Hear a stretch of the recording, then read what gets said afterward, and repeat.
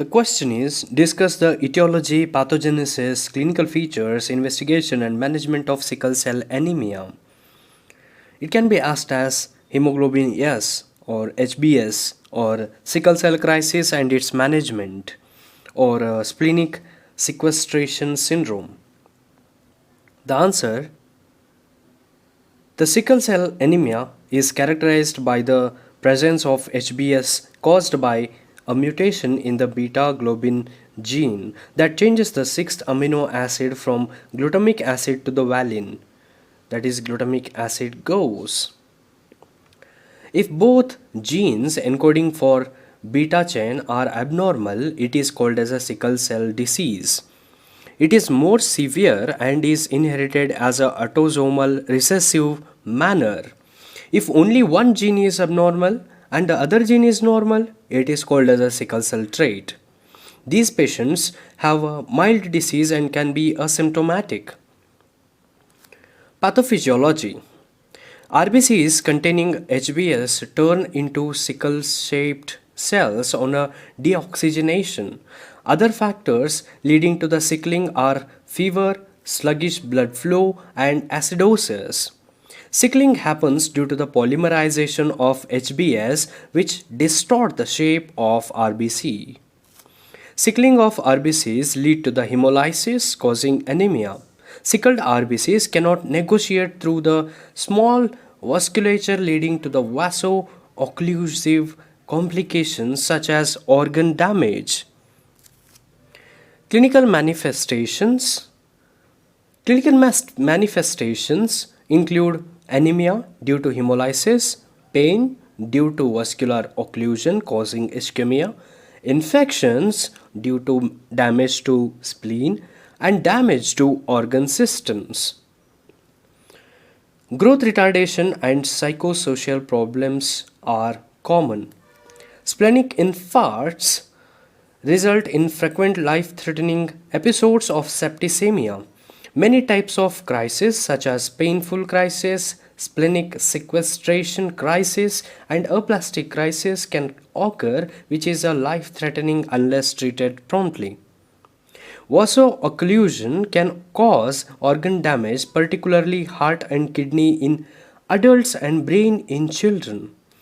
Presence of high amount of HbF may decrease the symptoms of sickle cell disease because HbF interferes with the polymerization of HbS.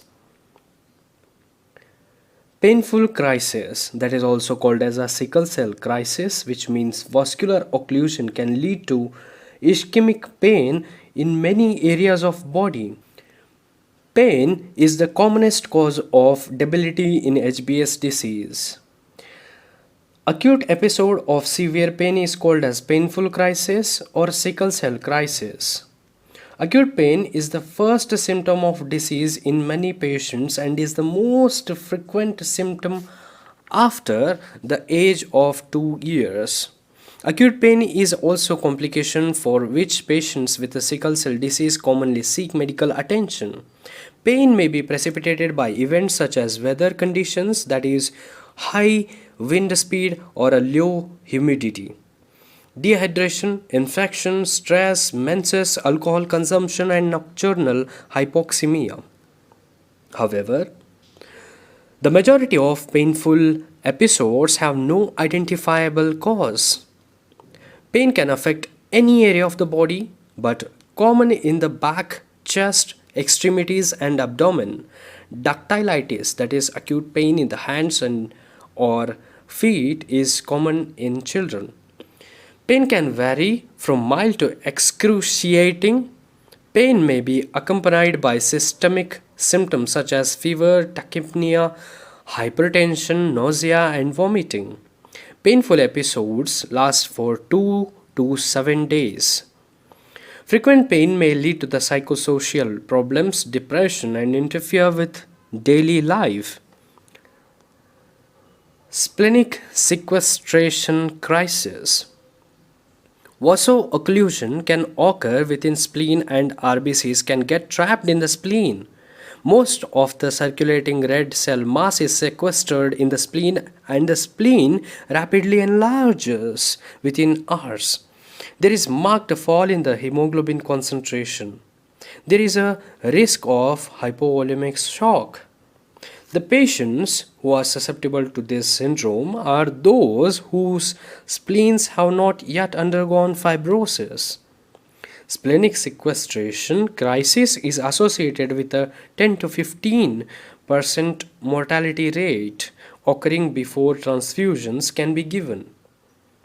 Sequestration can be recurrent in survivors, and hence splenectomy is recommended after the first attack. Milder cases can be managed with a transfusion and careful observation. Aplastic crisis. In aplastic crisis, there is a transient arrest of erythropoiesis leading to sudden decrease in the hemoglobin and reticulocytes. Bone marrow shows decrease in the red cell precursors. Most cases of aplastic crisis are precipitated by infections such as the parvovirus B19, Streptococcus pneumoniae, Salmonella, Streptococci, and Epstein-Barr virus. Parvovirus B19 is the most important of these.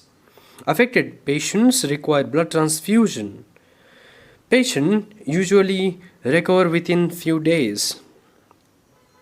Infections.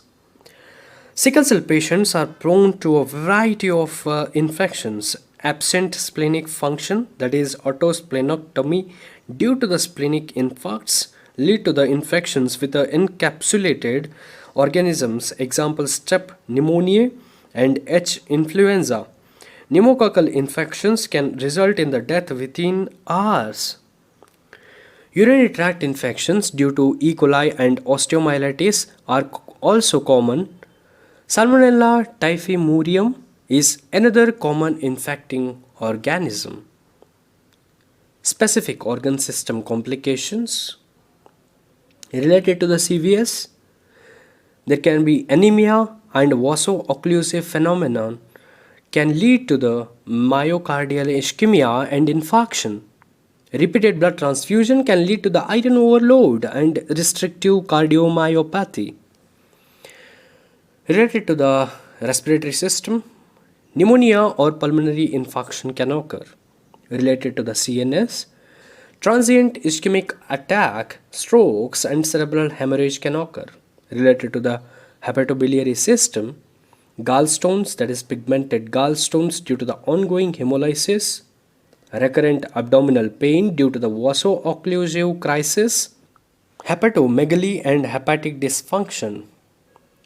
Obstetric and gynecologic system include placental infarcts can lead to the intrauterine growth retardation and low birth weight babies. The frequency of spontaneous abortion is very high. Genitourinary system, hematuria, urinary tract infection, hyperuricemic and gout are common. Renal failure is common in elderly people. Priapism, painful erection of penis, can occur. Ocular complications such as proliferative retinopathy can occur. Orthopedic system, avascular necrosis of the hip and osteomyelitis can occur. Skin related ulcers around the ankle can occur.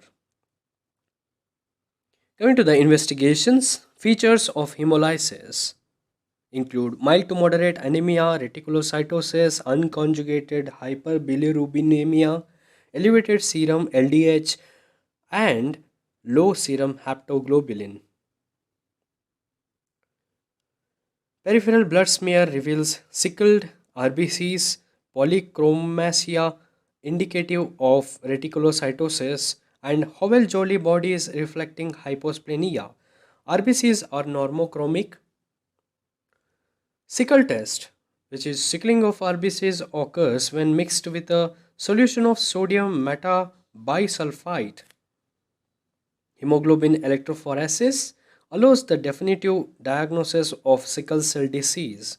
Most of the hemoglobin is HbS. Genetic analysis can show the specific mutation. Coming to the management, we can do general measures and specific measures. In general measures, avoidance of dehydration, cold weather,